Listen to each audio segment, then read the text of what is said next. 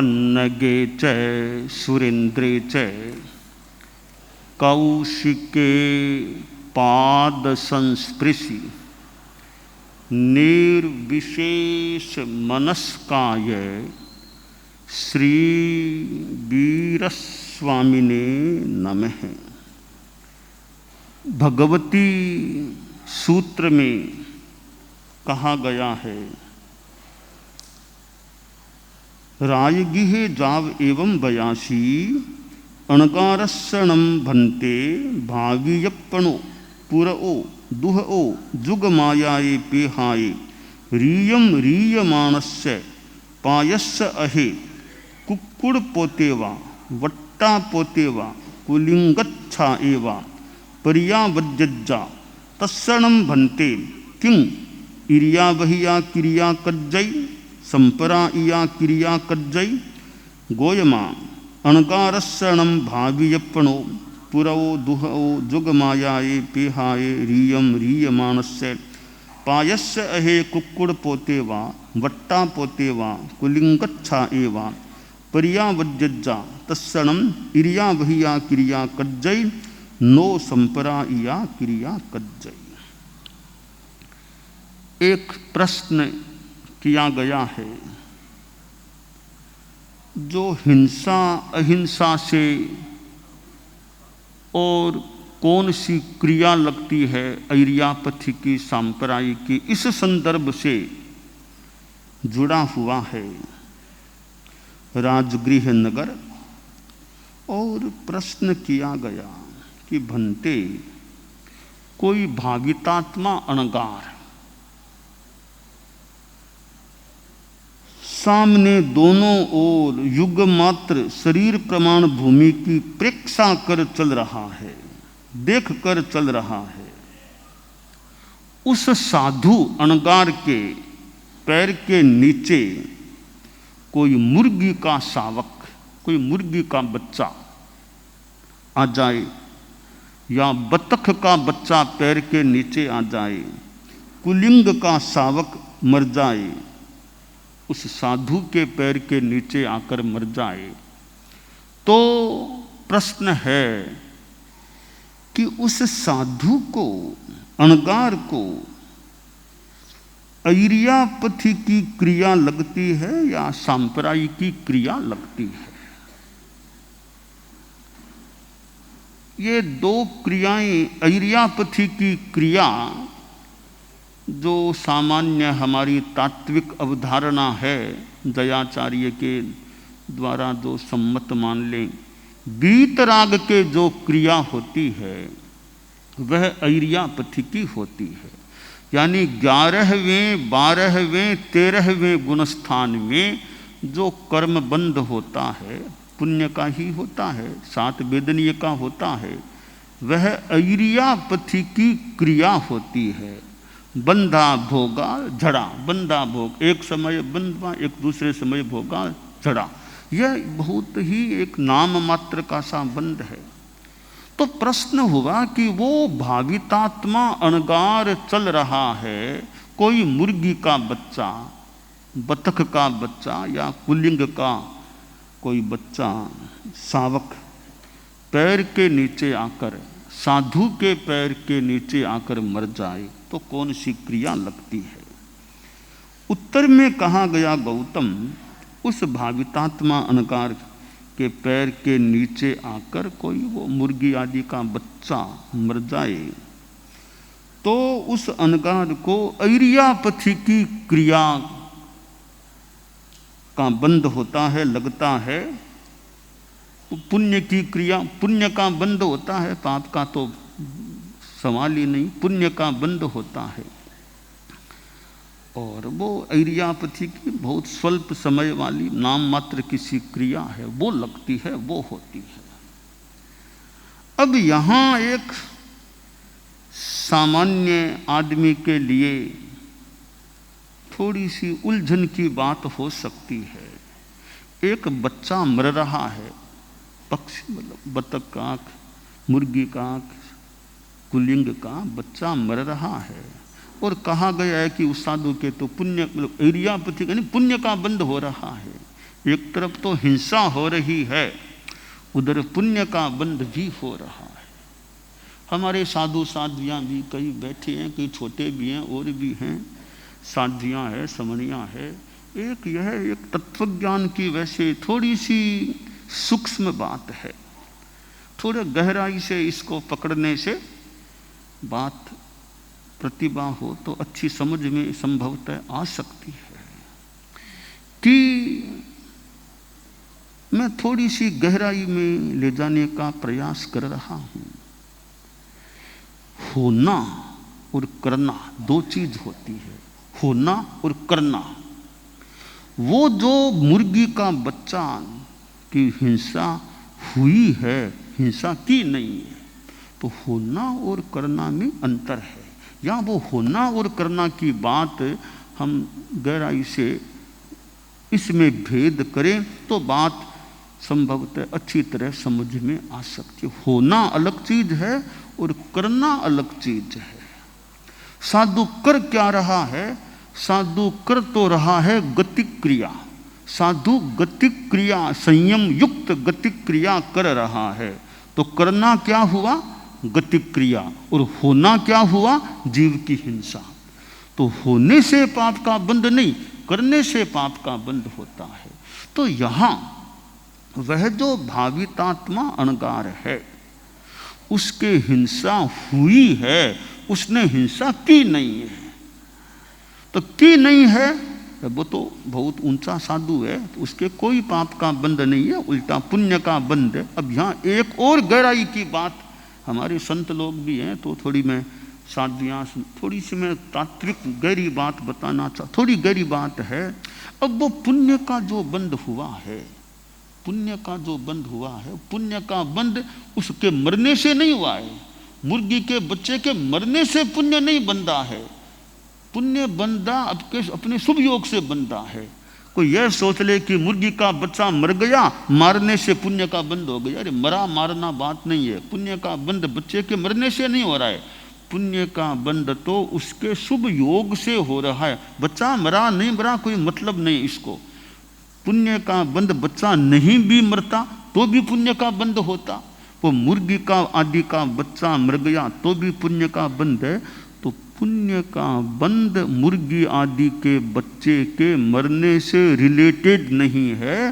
पुण्य का बंध तो उस अणगार के, भावितात्मा अणगार के शुभ योग से हो रहा है, शुभ क्रिया से हो रहा है। यह तो प्रासंगिक घटना हो गई है, हो गई तो हो गई। साधु का कोई मतलब नहीं, जीव को मारने से कोई इरादा नहीं, मतलब नहीं। मर गया तो मर गया ने कि मारा, मारता तो हिंसा का पाप मान ले, मारा नहीं साधु ने, मर गया यूं हमें मानना चाहिए। तो हम होना और करना इन दो को अलग अलग समझ लें कि होना अलग चीज है और करना अलग चीज है। पाप के बंध का यहाँ पुण्य के बंध का संबंध करने से है। अरे हिंसा का पाप क्यों नहीं लगा? कि हिंसा साधु ने की नहीं है, हिंसा साधु के हुई है। तो होने से पाप का बंध नहीं लगा साधु को, करने से पुण्य का बंध हुआ। करना क्या था? शुभ क्रिया, शुभ योग उसने किया है, कर रहा है, इसलिए उसके ऐरियापथि की क्रिया का बंधन हो रहा है, सातवेदनीय पुण्य का बंध हो रहा है। तो यह एक तत्वज्ञान की थोड़ी सी संभवतः गहरी बात है कि मुर्गी का बच्चा पैर के नीचे आकर मर रहा है, मरा है। बतख का बच्चा मरा है, या कुलिंग का शावक मरा है, फिर भी भावितात्मा अणगार के कोई पाप का बंध नहीं होता, कोई वह दोष का भागी नहीं है, क्योंकि उसने हिंसा की नहीं है। मन वचन काय से कोई उसका हिंसा का इरादा नहीं है। हिंसा की घटना तो हो गई है। जैसे उदाहरण के लिए एक साधु वर्षा में चल रहा है, मतलब पंचमी के लिए जा रहा था, वर्षा बीच में आ गई। तुम लोग विहार कर रहे थे, बीच में वर्षा आ गई है, तो भावितात्मा अनगार उस वर्षा में चल रहा है, तो वर्षा आ रही है, बूंदे शरीर के लग रही है, साधु जागरूक भावितात्मा अनगार है, तो साधु हिंसा कर नहीं रहे, हिंसा हो रही है, जीवों की हिंसा हो रही है, कर नहीं रहा है, तो साधु के कोई पाप का बंध वहां नहीं होता। तो हमारे छोटे संत, हमारे सन्मति शिक्षण कक्षा के भी कई हमारे विद्यार्थी संत हैं, वे भी इस बात को लक्ष्य ग्रहण कर लें कि उस भावितात्मा अनगार के मुर्गी का बच्चा पैर के नीचे आकर मर जाने पर भी पाप का बंध नहीं होता, अपितु उस दौरान, उस समय वो गतिक्रिया में है, तो उसके पुण्य का बंध हो रहा है। पुण्य भी ऐरियापथी की क्रिया वाला पुण्य बंध हो रहा है, न कि सांप्रदायिक की क्रिया। ज्ञातव्य है 10वें गुणस्थान तक जो बंध होता है वो सांप्रदायिक बंध है। 11वें, 12वें, 13वें गुणस्थान में जो बंध होता है वह ऐरियापथिक बंध होता है। तो यहाँ वो हिंसा हुई है, न कि साधु ने हिंसा की है, तो हुई है, इसलिए साधु के पाप का बंध नहीं हुआ, अपितु ऐरियापथिक बंध, पुण्य का बंध होता है। यह हिंसा अहिंसा का प्रसंग है। सन्मति शिक्षण कक्षा के विद्यार्थियों, छोटी साधवियाँ और भी बड़े भी हैं कि हिंसा के यूँ हिंसा अहिंसा की दृष्टि से चतुर्भंगी बन जाती है कि द्रव्य हिंसा है, भाव हिंसा नहीं है। पहला भंग, भाव हिंसा है, द्रव्य हिंसा नहीं है। दूसरा भंग, द्रव्य हिंसा भी है, भाव हिंसा भी है। यह तीसरा भंग, न द्रव्य हिंसा और न भाव हिंसा, यह चौथा भंग। यूँ हिंसा के हम 4 भंग बना करके जो हमें मिलते भी हैं, ग्रंथ में मिलते भी हैं। इस संदर्भ में इस बात को समझें कि द्रव्यतः हिंसा है, भावतः हिंसा नहीं है। यह पहला जो भंग है। यहाँ जो भगवती सूत्र में यह भावितात्मा अनगार के पैर के नीचे जीव के मरने की बात है, वो पहले भंगे वाली हिंसा है कि द्रव्यतः हिंसा है, भावतः हिंसा नहीं है। तो द्रव्यतः हिंसा है और भावतः हिंसा नहीं है, तो कर्म का बंध तो भाव से जुड़ा हुआ है। तो भावितात्मा अनगार के वो द्रव्यतः हिंसा होने पर भी चूंकि भावतः हिंसा नहीं है, इसलिए पाप का बंध नहीं होता। दूसरा भंग है कि भावतः हिंसा है पर द्रव्यतः हिंसा नहीं है। कैसे है? एक शिकारी ने एक हरिण का शिकार करने के लिए, मारने के लिए बाण को छोड़ा, इसको लगे मर जाए, बाण को छोड़ दिया, पर योग की बात तत्काल हरिण इधर उधर हो गया। तो वो बाण हरिण के नहीं लगा, किसी और किसी चीज के लग गया, पेड़ के लग गया, मतलब हरिण के नहीं लगा, दीवाल आदि किसी के लग गया। अब यहाँ हम देखें तो भावतः हिंसा है, द्रव्यतः हिंसा नहीं। जीव नहीं मरा, हरिण तो नहीं मरा, पर शिकारी ने तो अपनी ओर से मानो मारने का प्रयास कर ही लिया। तो शिकारी हिंसा पाप का भागीदार है। यद्यपि वहाँ हरिण नहीं मरा तो भी वह हिंसा के पाप का भागीदार हो गया, क्योंकि भावतः हिंसा है, द्रव्यतः हिंसा नहीं है। अब तीसरा भंग देखिए, द्रव्यतः हिंसा भी है और भावतः हिंसा भी। कैसे? उस शिकारी ने हरिण को मारने के प्रयोजन से, लक्ष्य से बाण फेंका, वो बाण लग गया और हरिण मर गया। यहाँ द्रव्यतः हिंसा भी हो गई और भावतः हिंसा भी थी, दोनों हो गया। अब चौथा भंग है न द्रव्यतः हिंसा और न भावतः हिंसा।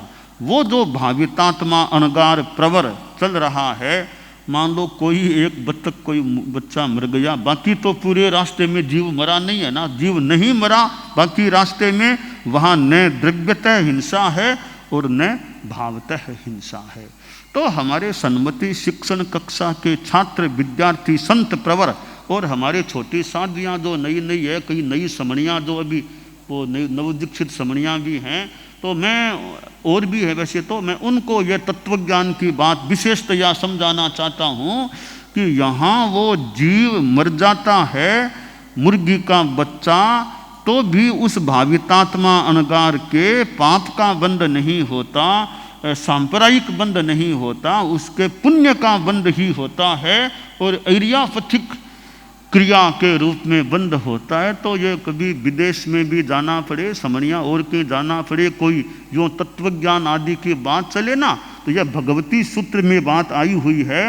18वें शतक के 8वें उद्देशक में बात आई है कि यूँ भावितात्मा अनगार के पैर के नीचे आकर वो मुर्गी आदि का बच्चा मर भी जाए तो पाप यानी सांप्रदायिक बंध नहीं, ऐरियापथिक है, ऐरियापथिक पुण्य ही होता है, एकांत केवल सातवेदनीय का ही होता है। कोई पूछे कि जीव तो मर गया, पाप क्यों नहीं लगा, तो यह बताना द्रव्य हिंसा भाव हिंसा की, वहाँ द्रव्य हिंसा तो है पर भाव हिंसा नहीं है, इसलिए भावितात्मा अनगार के जीव मर जाने पर भी पाप का बंध नहीं होता। तो ये हिंसा के 4 प्रकार ध्यान में रखने चाहिए। हिंसा के 4 चतुर्भंगी होती है। द्रव्यतः हिंसा है, भावतः हिंसा नहीं, पहला भंग। भावतः हिंसा है, द्रव्यतः हिंसा नहीं, दूसरा भंग। द्रव्यतः भी हिंसा है, भावतः भी हिंसा है, तीसरा भंग। और चौथा भंग न द्रव्यतः हिंसा न भावतः हिंसा, ये चौथा भंग हो जाता है। इन 4 भंगों के संदर्भ में हिंसा को हम विचार में लाते हैं तो हमारी हिंसा की अहिंसा की कुछ बात स्पष्ट हो सकती है। तो यहाँ जो ये भावितात्मा अनगार के पैर के नीचे जो मुर्गी आदि के बच्चे के मरने की बात है, वहाँ द्रव्यतः हिंसा है परंतु भावतः हिंसा नहीं है, इसलिए उस साधु के पाप का बंध नहीं होता। तो कोई यह भी नहीं मानना कि मुर्गी का बच्चा मरा इसलिए पुण्य बंध गया, वो बात भी नहीं है। बच्चे के मरने से पुण्य नहीं बंधा, पुण्य का बंध उसके शुभ योग से बंधा है, अपनी गति क्रिया जो भी शुभ योग है उससे। यह कभी नहीं मानना चाहिए कि बच्चे के मरने से पुण्य बनता है, वो धारणा नहीं है। बच्चा मर गया प्रासंगिक बात है, मरा कि नहीं मरा, मूल पुण्य का बंध है वो साधु की शुभ क्रिया शुभ योग से, न कि जीव के मरने से कोई पुण्य का बंध होता है। तो यह हिंसा अहिंसा की अवधारणा है जो छोटे संत है, कई बड़ों के भी ध्यान में पूरी बात हो नहीं भी हो तो ये कईयों के काम आ सकती है। कि क्योंकि मैंने आचार्य महाप्रज्ञ जी से कई वर्षों पहले इस प्रकार की बात सुनी थी एक बार, कि आचार्य महाप्रज्ञ जी छोटे थे तब उन्होंने यह बात सुनी, उन्होंने अपना एक संस्मरण संभवतः फरमाया था, ऐसे जीव मर जाने पुण्य का बंध होना, यह बात फरमाई थी। तो उनका वो बच्चा संभवतः छोटी उम्र में थे, तब उनके मन में थोड़ा सा एक प्रश्न हो गया, यह बात कैसे होती है कि जीव मरा और पुण्य का बंध हुआ, यह बात कैसे हो सकती है। तो उनके मन में थोड़ा विचार उठ गया था। तो वो तत्वज्ञानी कोई मुनि जी बात कर रहे थे, वो संभवतः कम उम्र के थे, यह बात सुन ली कि जीव मरा और पुण्य का बंध हुआ है। तो कहा नहीं, यह तो कैसे हो सकता है कि जीव मरे और पुण्य का बंध हो जाए। तो उन्होंने मेरा के बचपन पहले मेरे सामने तब यह मन में एक बात उठी थी, तो इसलिए मैं छोटे संतों को पहले ही समझा देता हूँ यह बात कि ऐसे प्रश्न ज़्यादा उठे ही नहीं अनावश्यक, कि ऐसे वो जीव के मरने से पुण्य का बंध नहीं है, पुण्य का बंध शुभ योग से है। जीव का मरना प्रासंगिक घटना है, उससे पुण्य पाप का कोई बंध से मतलब नहीं। पुण्य पाप का बंध नहीं, वो जरूर है, क्यों नहीं है कि वो साधु का कोई प्रमाद नहीं है, साधु का कोई इरादा नहीं है, साधु का कोई प्रयास नहीं है, जीव को मारने का इरादतन प्रयास नहीं है, वो भावतः हिंसा नहीं है, इसलिए वहाँ पाप का बंध नहीं होता। यह धारणा प्रतीत ठीक हो रही है कि पाप का बंध होगा भावतः हिंसा होने से, द्रव्यतः हिंसा हो न हो, भावतः हिंसा होने से आत्मा के पाप कर्म का बंध होता है। तो यह भगवती सूत्र में बड़ा एक सुंदर और थोड़ा गहरा प्रसंग प्रस्तुत किया गया है कि कैसे ऐरियापथी की क्रिया का बंध भावितात्मा अनगार के हो जाता है। यह तो अणकार की बात है। जो गृहस्थ लोग हैं वे भी हिंसा अहिंसा के संदर्भ में चिंतन रखें, ध्यान रखें कि भाई हिंसा का प्रयास न हो और हिंसा से बचने का भी प्रयास होना चाहिए। कि गृहस्थ जीवन में भी जितना हिंसा से बचा जा सके और अहिंसा के क्षेत्र में अपने व्यवहार में अहिंसा, मन में भी अहिंसा, वाणी से भी किसी की कोई हिंसा यानी मारने की बात, मराने की बात, वो भी वचन से भी न निकले। वचन से फालतू कोई कठोर अप्रिय शब्द भी हमारे मुंह से राग द्वेष के भाव से न निकल जाए। खास तो द्वेष का भाव है, बाकी तो कई बार सहज ही भाषा होती है। कोई की जोर से बोलने की मान लो आदत है, थोड़ा जोर से बोलता है, उसके मन में कुछ नहीं, वो आवाज़ थोड़ी उसकी तेज निकल जाती है, फिर भी कहीं कोई द्वेष का भाव या प्रमाद न हो और थोड़ी जागरूकता भी हमारी रहे कि हमारी भाषा भी कैसी हो। तो साधु साध्वियाँ समणियाँ हैं, इधर गृहस्थ भी हैं, कि हमारी भाषा से भी कोई पाप कर्म का बंध न हो जाए। या तो मृषावाद से पाप का बंध मान लो, या फिर कटु बोलने से भी पाप कर्म का बंध है। और यूँ हमारी परंपरा में यह वायुकाय की अजयना वाली भी बात है। मुँहपत्ती खुले मुंह बोलने से भी, कई बार आहार करते समय कोई साधु साधियाँ आहार कर रहे हैं, मुँहपत्ती उतारी हुई है, बीच बीच में बोलते हैं तो कभी कभी पूरा हाथ लगे न लगे, कपड़ा लगे न लगे, खुले मुंह भी कई शब्द निकल सकते। इसलिए यह हमारा प्रयास रहे, मुँहपत्ती खोली हुई है तब जहाँ तक हो सके बोलना ही नहीं चाहिए।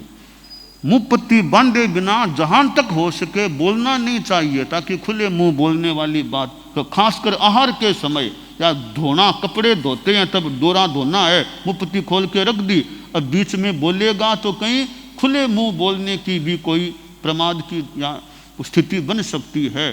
तो खुले मुंह नहीं, मुँहपत्ती उतारी हुई है तब मौन रखें बस, बिना मुँहपत्ती सामान्यतया प्राय यथासंभवतया बोलना नहीं, यह लक्ष्य रखें तो खुले मुंह बोली जने से हम बच सकते हैं। तो अग्रणी साधु साधियाँ भी ध्यान रखें, अभी आर हो रहा है तब ध्यान, खुले मुंह नहीं बोलना, खुले मुंह नहीं बोलना।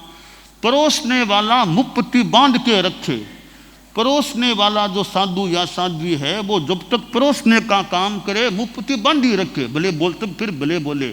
आहार करने वाले मुँहपत्ती उतार दी है, वो लगभग बोले ही नहीं, बस हाँ या ना इशारे से कर दे, लेना तो हाँ नहीं तो ना, बिना विशेष बोले ही इशारा कर दे, ताकि खुले मुंह बोलने की बात न हो।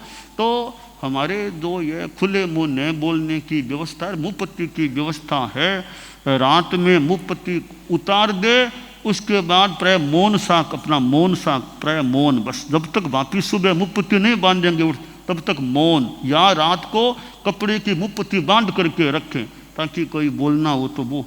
तो इस प्रकार हमें हमारे परंपरा में जो खुले मुंह नहीं बोलने की हमारी व्यवस्था है उसके प्रति हमारी जागरूकता रहे, क्योंकि आहार आदि के समय बातचीत होगी तो हो सकता है वो खुले मुंह बोलने वाली स्थिति भी होनी संभव हो सकती है, हो जाए।